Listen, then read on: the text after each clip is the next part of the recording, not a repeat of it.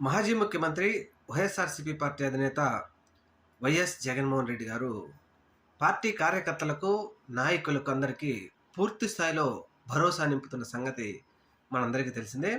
అలాగే ప్రతి చోట ఆయన మీటింగులు పెడుతూ కార్యకర్తలకు భరోసా ఇస్తూనే ఉన్నారు. ఈరోజు కూడా కార్యకర్తలతో మాట్లాడుతూ ఒక విషబీజాన్ని చంద్రబాబు నాయుడు గారు నాటుతున్నారు.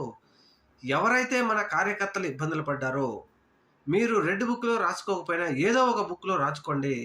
ఖచ్చితంగా 2029లో మన ప్రభుత్వం అధికారంలోకి వచ్చిన తర్వాత అంతకు 200 ఎక్కువగా మనం తిరిగి ఇచ్చేద్దాం.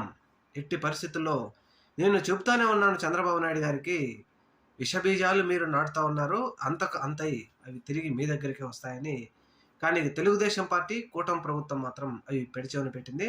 ఎట్టి పరిస్థితుల్లో జగన్ 2.0 కార్యకర్తల కోసమే ఖచ్చితంగా తిరిగి ఇచ్చేద్దామంటూ పూర్తిస్థాయి భరోసా ఇచ్చారు జగన్మోహన్ రెడ్డి గారు ఈరోజు.